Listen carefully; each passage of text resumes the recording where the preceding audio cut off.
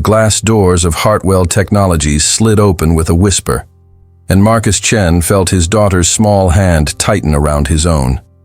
The lobby stretched before them like a cathedral of chrome and marble, so vast their footsteps echoed despite the soft carpet running down the center. Maya pressed closer to his leg, her backpack with the broken zipper suddenly looking even more worn in this place where everything gleamed. "It's okay, sweetheart," Marcus whispered, though his own heart hammered against his ribs. "We'll be quick." He'd tried everything to avoid bringing her. Called his neighbor twice. No answer. Texted his sister. She was 3 hours away. The meeting couldn't be rescheduled. Mr. Patterson had made that crystal clear. 6 months of contract work hung on this presentation, and Marcus needed every invoice approved before the quarterly review. Single dad or not, deadlines didn't bend. The receptionist barely glanced up, waving them toward the elevators with manicured nails. Maya's sneakers squeaked on the polished floor. She was 7, small for her age, with her mother's dark eyes and a gap between her front teeth that appeared when she smiled. She wasn't smiling now. "Daddy, everyone's wearing suits," she whispered as they entered the elevator. "Not everyone." Marcus gestured to his own button-down shirt, freshly ironed at 5 a.m. while Maya still slept. "See, we're fine." But he knew what she meant. The building breathed wealth. Even the elevator smelled expensive, some combination of leather and citrus he couldn't name. Through the glass walls, he watched the city drop away below them, Austin's skyline glittering in the late morning sun. His apartment was somewhere out there, 12 miles east, where the buildings were shorter and the paint peeled in the summer heat. The 32nd floor opened onto a different world entirely. Floor-to-ceiling windows overlooked downtown. Abstract art hung on walls so white they seemed to glow. People moved through the space with purposeful silence, their shoes soundless, their voices low and controlled. "Mr. Chen." Patterson's assistant appeared, clipboard in hand. "He's running 15 minutes behind. Conference room 3, you can wait there." Marcus nodded, grateful. At least Maya wouldn't have to sit in the open lobby where everyone could see her Goodwill backpack and thrift store shoes. He guided her down a hallway lined with photographs of ribbon cuttings and groundbreakings, men in hard hats shaking hands with men in suits. Conference room 3 had windows on 2 sides and a table that could seat 20. Maya climbed onto a leather chair, her feet dangling a foot from the ground. Marcus set down his portfolio and pulled out his tablet, fingers already sweating as he reviewed his notes.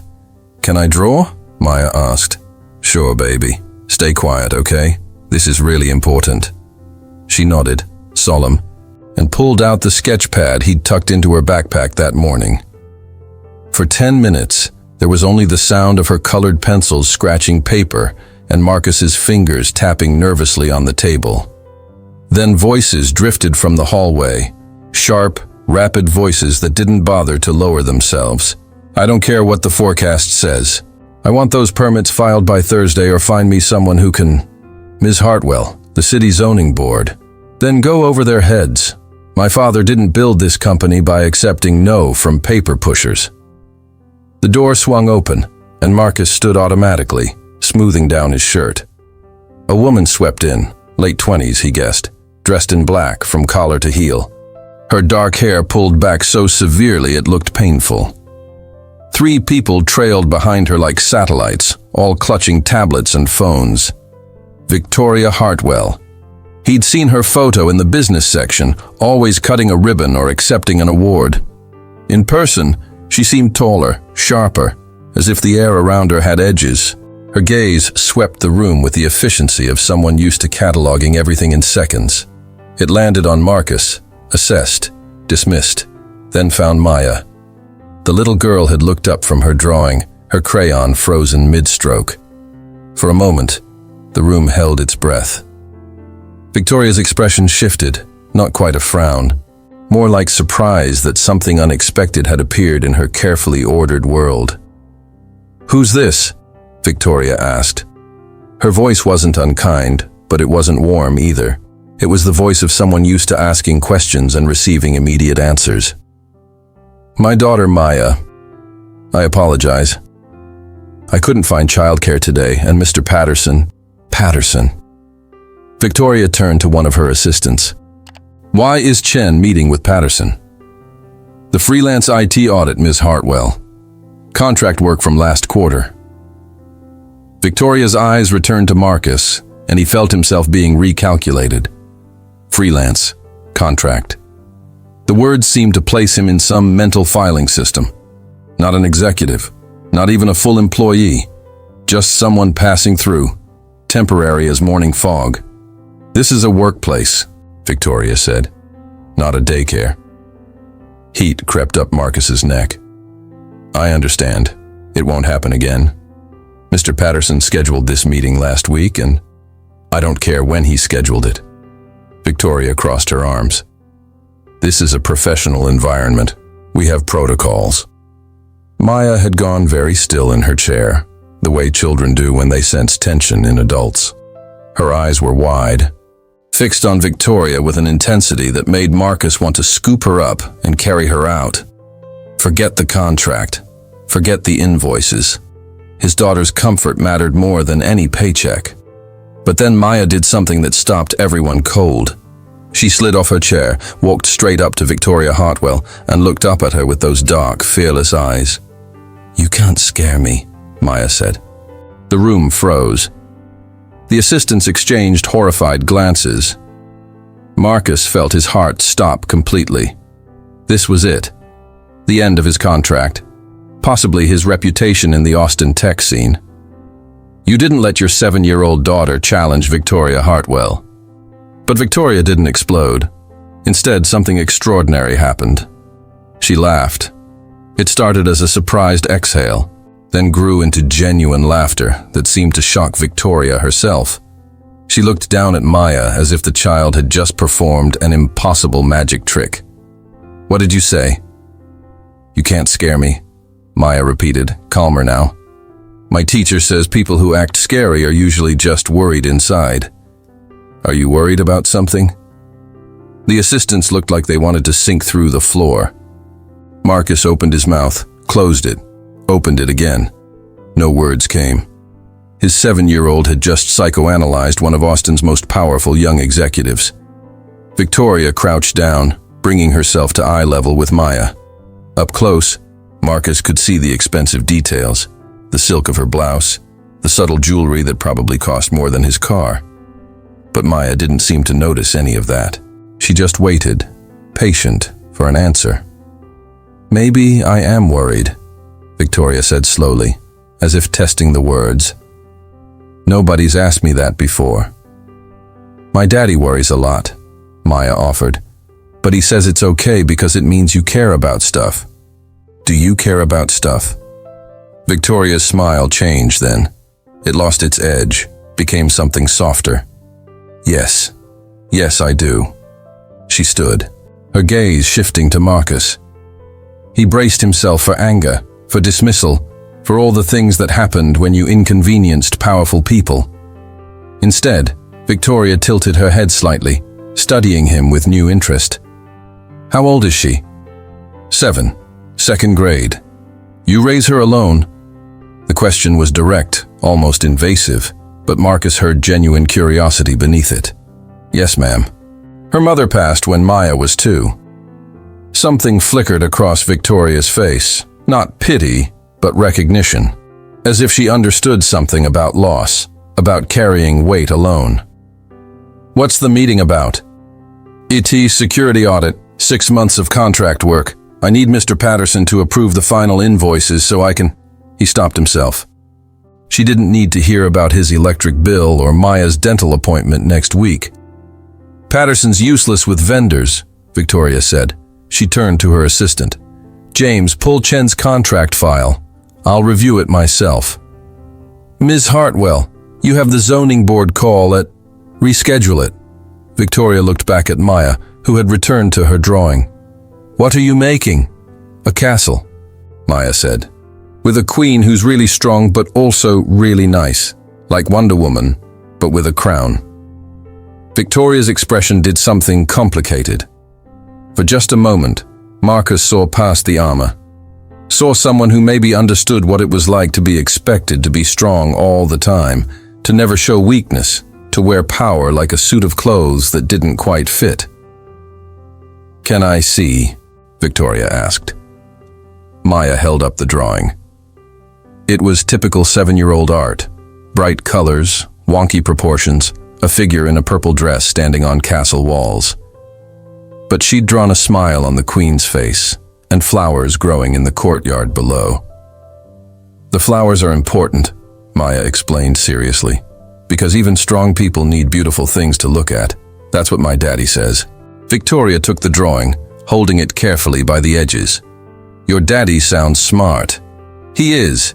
He fixes computers and makes really good pancakes. Not at the same time, though." Maya giggled at her own joke. For the first time since entering the room, Marcus saw Victoria Hartwell smile without any calculation behind it.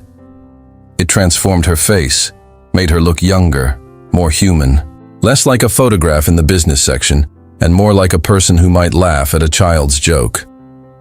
"James," Victoria said, still looking at the drawing, "clear my afternoon." "Ma'am, the contractor presentations." "I said clear it." She handed the drawing back to Maya. "Mr. Chen, let's review your contract now. Patterson clearly doesn't appreciate efficiency." Conference room 1. It's quieter there. "Maya, would you like to come? We have a lounge with games and books. My nephew visits sometimes." Marcus started to protest. This was too much, too fast, too generous. But Victoria was already moving, her assistants scrambling to keep up.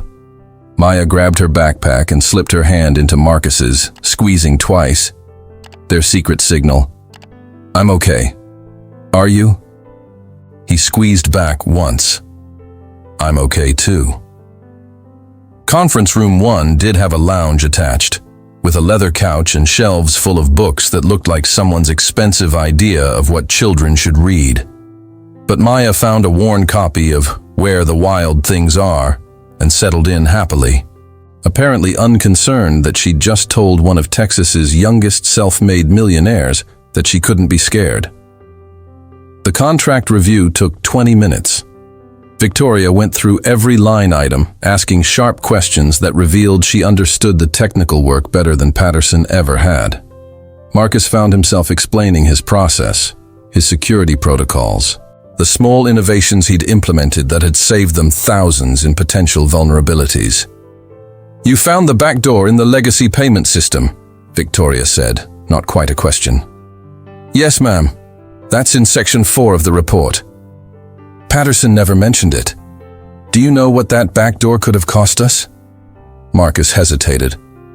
"Conservatively, $2 million in the first breach alone, plus regulatory fines, reputation damage. I documented 12 similar vulnerabilities across your infrastructure." Victoria set down her tablet. "And Patterson was going to pay you the contract minimum and let you walk away. The contract rate was fair. I accepted it. Fair." Victoria seemed to taste the word. "You secured our entire digital infrastructure for the price of a junior developer's salary. That's not fair, Mr. Chen. That's robbery. And we were the thieves." "I needed the work," Marcus said simply. "Single income, medical bills from my wife's. From before. I wasn't in a position to negotiate." "Medical bills!" Victoria's jaw tightened. "How much?" "Ms. Hartwell." "I didn't mean..." "How much, Mr. Chen?" He shouldn't tell her. It was private, embarrassing, the kind of American poverty that happened to people who did everything right but got hit by one catastrophe. But something in her face, that same recognition he'd seen earlier, made him answer honestly. 43,000. I have a payment plan. It's manageable." Victoria stood, walked to the window. Below them, Austin stretched out in all directions, offices and apartments, highways and construction sites, all the machinery of wealth and want turning together. "My mother had cancer when I was Maya's age," she said quietly. "My father spent everything to save her. Made his first million doing construction work while she was in treatment. Lost her anyway, 6 months after the final bill was paid." Marcus didn't know what to say. The silence stretched, filled with the soft sound of Maya turning pages in the next room. "I'm sorry," he finally offered. "That must have been. It made him ruthless." Victoria turned from the window. "Taught him that the world respects money more than it respects goodness. He built this company because he never wanted to feel powerless again." She paused. "I inherited that ruthlessness, also the company. Sometimes I'm not sure which one weighs more." "You don't seem ruthless," Marcus said, then immediately regretted it. You didn't contradict Victoria Hartwell even when she contradicted herself. But she only smiled, that new smile, the one without edges. "Your daughter doesn't think so. She thinks I'm just worried. Maya's pretty smart about people. She gets that from you, I assume. She gets it from being raised in a world that doesn't always make sense. Single-parent homes, one-bedroom apartments, grocery shopping with a calculator. It teaches you to pay attention, figure out what people really need versus what they're saying." Victoria returned to her seat, but she didn't pick up her tablet again. "What do you really need, Mr. Chen?" The question hung between them, bigger than it seemed. Marcus could feel the weight of it, not just about money or contracts, but about what came next. What this unexpected moment might become. He thought about all the careful answers he'd prepared, all the professional distance he'd maintained. Then he thought about Maya saying, "You can't scare me," and the laughter that followed. "Honestly, I need to know my daughter's taken care of. That's the only thing that matters. The invoices, the contract, the money. It's all just tools for that. Making sure she has what she needs, that she feels safe, that she gets to be a kid without worrying about adult problems. She doesn't seem like a child who worries much." "That's because I do the worrying for both of us." Victoria nodded slowly, as if he'd confirmed something she'd suspected. "James," she said louder, and her assistant appeared in the doorway. "Draft an addendum to Mr. Chen's contract. Double the audit rate retroactive to day 1 and add a performance bonus of 25,000. I want the check cut by Friday." Marcus's mouth went dry. "Ms. Hartwell, that's..." "Fair," she interrupted. "That's what fair actually looks like. You saved us millions. You should be compensated accordingly." She stood, extending her hand. "I also want to offer you a permanent position. Senior security consultant, full benefits, equity options, flexible hours, so you can be there for school pickups and sick days. Think about it." He shook her hand, too stunned to do anything else. Her grip was firm, confident, the handshake of someone who made decisions and didn't look back. But there was warmth there too, something that hadn't been present when she'd first walked into the room. "Why?" Marcus asked. "Why help me like this?"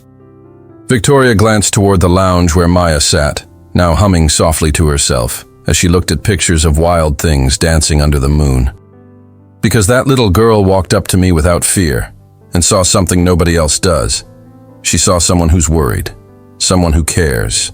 And that's the first honest thing anyone said to me in this building in 5 years." She released his hand, but didn't step back. They stood close enough that Marcus could smell her perfume. Something subtle and expensive that reminded him of the hotel lobby where he'd married Maya's mother, back when the future had seemed full of possibility instead of obstacles. "Also," Victoria added, her voice softer, "because I know what it's like to watch a parent sacrifice everything. My father worked himself into an early grave trying to prove we mattered in a world that said we didn't. I don't want Maya growing up watching you do the same thing. I'm not..." Marcus started, then stopped. Because wasn't he? The 5 a.m. wake-ups, the invoice chasing, the constant calculation of rent versus groceries versus Maya's growing feet that needed new shoes every 4 months. When had he last taken a day off? When had he last done something just because it made him happy? "Think about the offer," Victoria said. "No pressure." "Well, some pressure. I want an answer by Monday." The smile was back, playful now. "I don't like leaving things unresolved." "I noticed," Marcus said, and was rewarded with a laugh. Maya appeared in the doorway, her backpack on. "Daddy, I'm hungry. Can we get the tacos? The tacos meant the truck near their apartment building, where $3 bought a lunch that lasted until dinner. Marcus saw Victoria process this, saw her expression shift again. Not pity, never pity. Something more like understanding, or perhaps memory of when $3 tacos had mattered to her family too. Actually, Victoria said, I haven't had lunch either. James, cancel my next meeting. Mr. Chen, Maya, would you join me? There's a place downstairs. Their enchiladas are almost as good as my abuela used to make. Ms. Hartwell, the Austin Planning Commission. We'll wait, Victoria said firmly.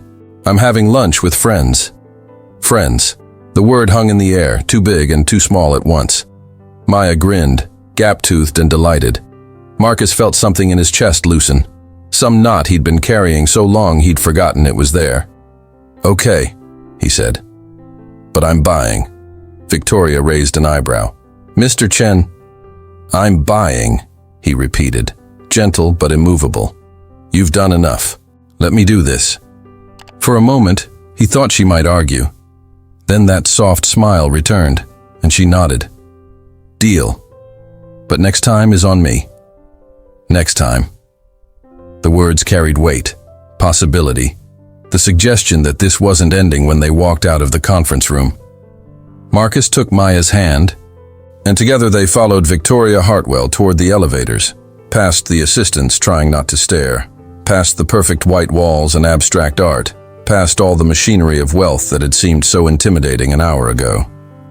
In the elevator, Maya hummed tunelessly, swinging their joined hands.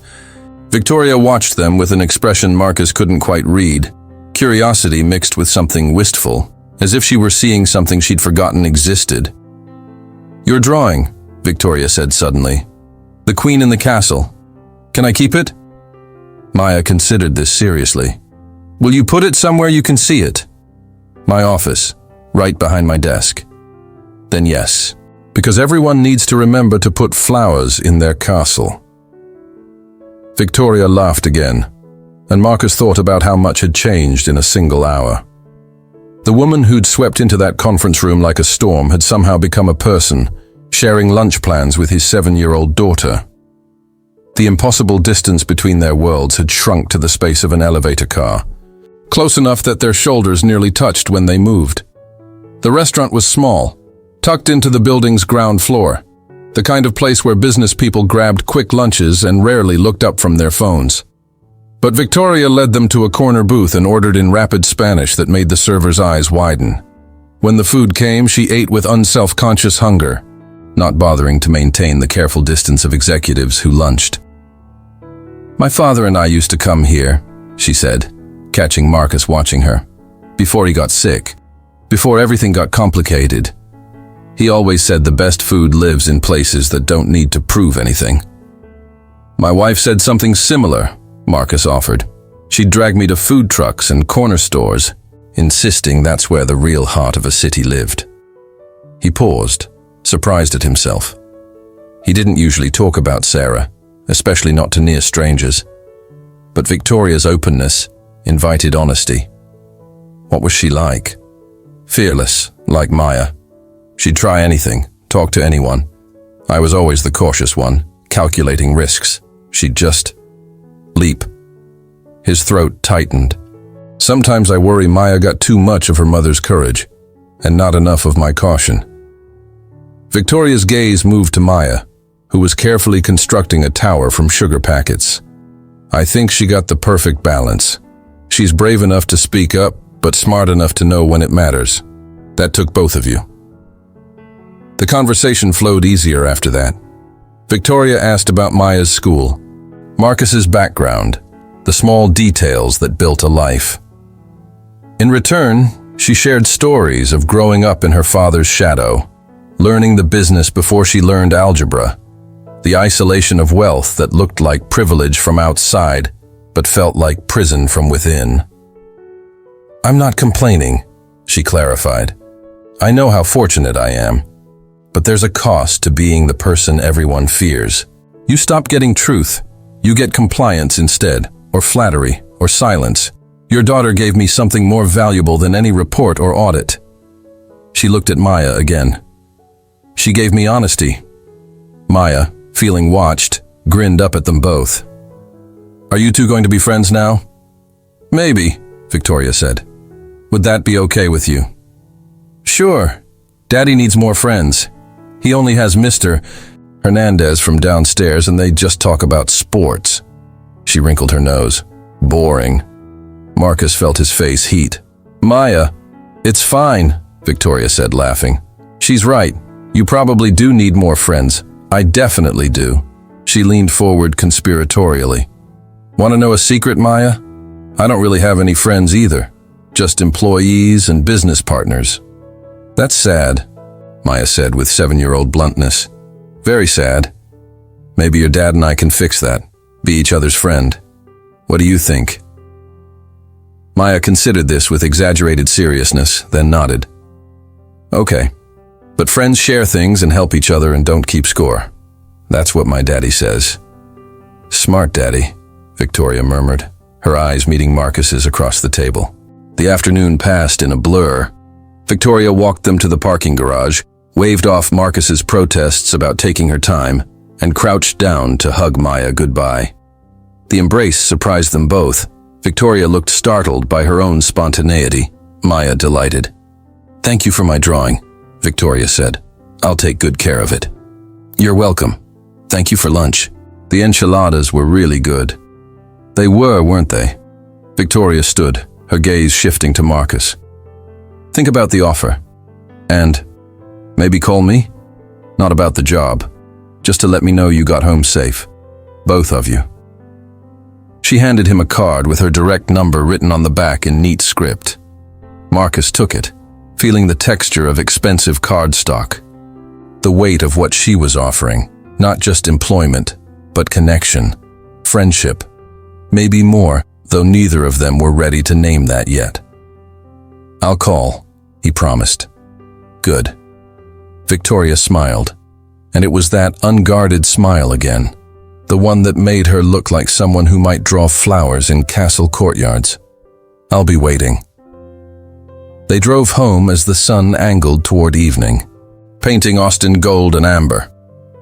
Maya chattered about the building, the elevator, the way Ms. Hartwell's shoes clicked on the floor.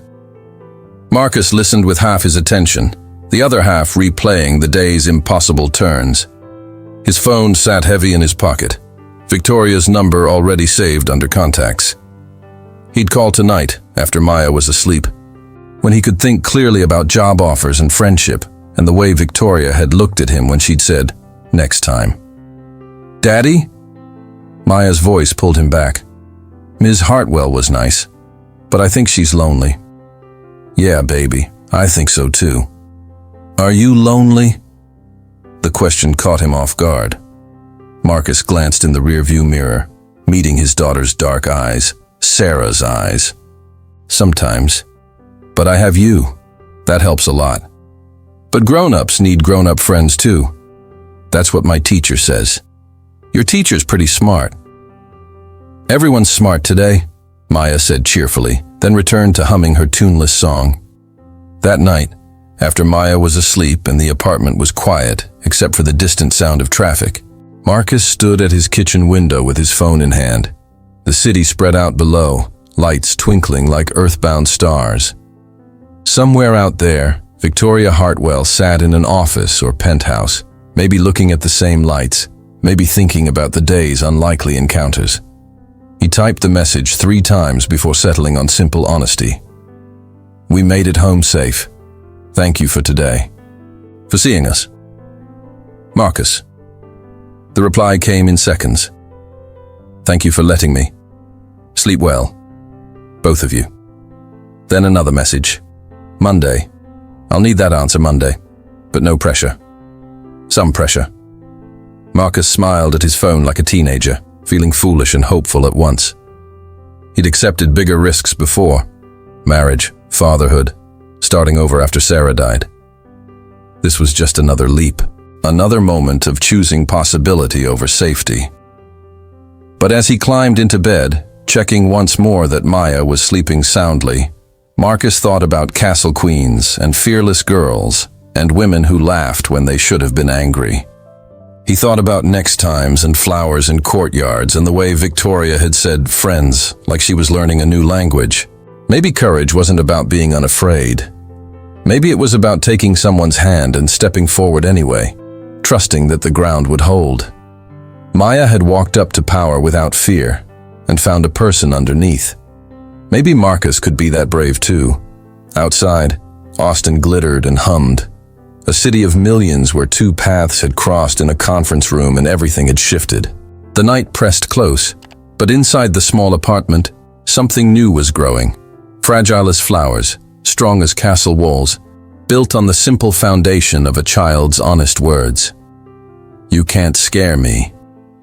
"No," Marcus thought, smiling into the darkness. "We can't be scared. Not anymore."